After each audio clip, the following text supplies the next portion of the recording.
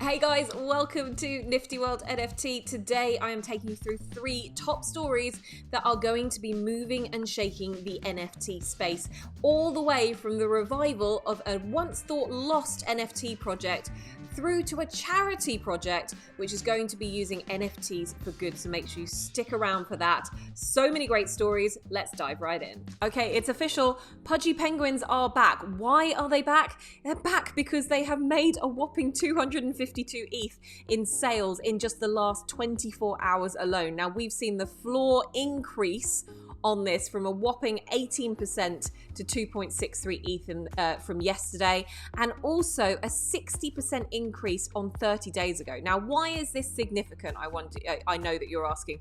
And the reason is because sales of Pudgy Penguins have pumped after its announcement about it licensing some of its NFTs into physical toys. Now, we've seen this kind of happen across the board with BAYC and a few others doing this. But what's interesting about this is that by turning these into toys, i.e. physical goods, it's somehow given a bit of a resurgence to the whole community. And this is a different way in which, Pudgy Penguins IP is going to show Web 2 people moving into the world of Web 3. So it's kind of that phygital movement across the board here. And you know what? They've had quite the journey to get to this point. So originally we've seen, the original founders of the project ousted quite publicly back in January. I remember sitting on a Twitter space listening to how this kind of disgruntled team really did bring down this project. And a lot of people who were holding this from the beginning as one of the more prominent projects actually saw this as something that was really missing out on.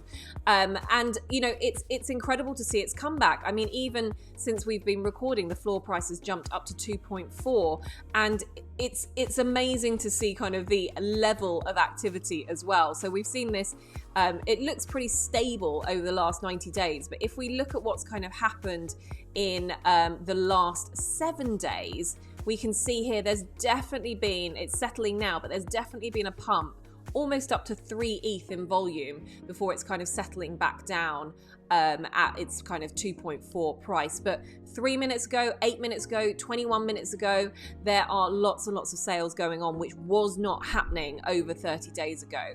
And what this is allowing us to see is the fact that actually using your IP, or for them to use the IP and the licensing of these NFTs, is giving people more return on investment on their projects, and their purchases. So this is something that I think, after seeing this LA-based entrepreneur and also NFT holder buy back into Pudgy Penguins and actually reignite this project for the community and making it really feel community focused after a controversy around its particular original founders, this is kind of its new path to redemption in a way. So if you have been a Pudgy Penguin holder or enthusiast in the past, keep an eye on this and see how it's going. This might be an initial pump, it might drop back down, but actually it might just keep on going and going if they've got more great announcements like this coming out to the community. Okay, next up we have, a very different way of getting out to the community actually. So this is CryptoPunk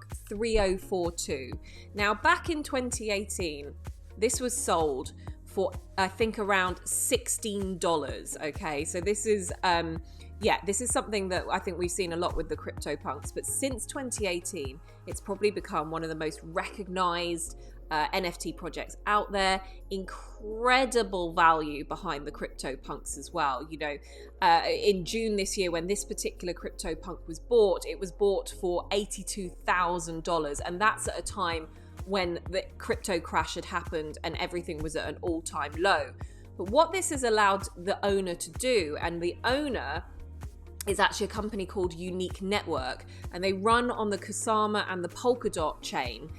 It's allowed them to take this punk and now fractionalize it into a whopping 56,000 pieces. And why is that important? Well, this gives a wider base of investors more opportunity and more of a stake in what is seen as one of the most valuable NFTs out there. So that in that way, it's making it much more accessible. There's a level of interoperability that actually Unique Network is trying to achieve through this by having their sole kind of running on their networks of Kusama and also Polkadot, and seeing how interoperability moves things from away from the Ethereum blockchain and into other blockchains as well. And it also means that being shareable across this and more affordable, more people can get in on these iconic projects. So that's why this is making news. It's kind of democratizing the asset and showcasing blockchain interoperability. So the interesting thing that I think about this, if you are thinking, well, what's the point? What are you going to get out of being one of 56,000 people that's going to buy into this CryptoPunk? Because the CryptoPunk community on its own is only 10,000 strong. Well, you can actually get this for free, okay? So they are not going to charge for this, for having a share in this CryptoPunk. It's part of their Punks for People campaign, and therefore there's no associated cost with this. It is about showing you what the future of NFTs can be, how that moves on and evolves as part of the landscape, and what that means for us as the consumer if we want to own something that is part of a much bigger, much more heritage-based project. So really, really interesting move from Unique Network, a unique move, some might say, and it is something that I think will show us how NFTs will live beyond its original base blockchain.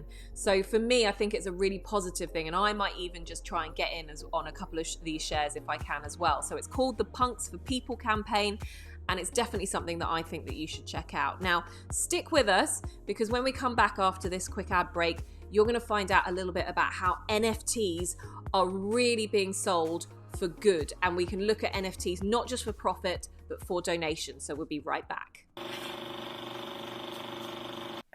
Oh, hello, you've just caught me on another NFT break. Well, whilst I've got you here, I just wanted to let you know that we're really pleased to say that we've partnered with the Tezos ecosystem for this video. Tezos is the blockchain that you can build, play, and collect on, and its ecosystem is home to developers, creators, and innovators from all around the world.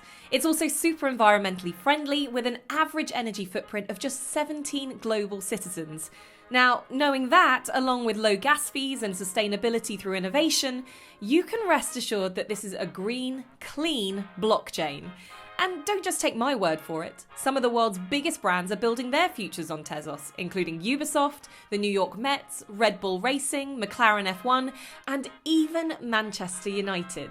So a huge thanks to the Tezos ecosystem for partnering with us on this video, and if you want to find out more about the Tezos blockchain, then make sure you check out all of the links in our description box below. But for now, let's get back to business. Okay, welcome back. So here is how NFTs are being used for good, and it's in a really unique, different way. I didn't know about this, but something called XL art actually exists, and it's not a new thing, it's relatively old, but this is actually a world first for Microsoft Excel and NFTs, because although there's been lots of crypto art released previously around the NFT space that has been used by Excel, this is the first time an XLS file or an Excel file format has actually been tokenized and put on a blockchain. And this is being done for a really, really good cause, because it's raising funds for victims of the war in Ukraine. So there's been a number of pieces of art. In fact, there's 5 pieces of art that have been commissioned, and they include portraits of, as you can see here, Vladimir Zelensky, and also scenes of conflict as well, that are something that people will want to buy to help donate towards this. And it's really being focused as a piece of donation rather than a profit. The way it's being focused is that it's going to be priced only at 1 ETH per piece of art, and they're hoping to generate 10k in profit from this to then donate to this charitable cause. So if you're thinking about different ways in which to purchase NFTs, I don't know about you, but for me, it's opened me up to what the hell the world of Excel art is, from, you know, Super Mario Brother 8-bit style artwork all the way through to, you know, ones of Barack Obama, and even more detailed stuff like this. Like, this is actually incredible to see this avatar, how you can do this, but turning it on its head, tokenizing it, and turning it into something that can be used for good. I think it's an incredible story, and I think it is NFTs a little bit differently done with a twist, but in a way that's going to really benefit, hopefully, a lot of people.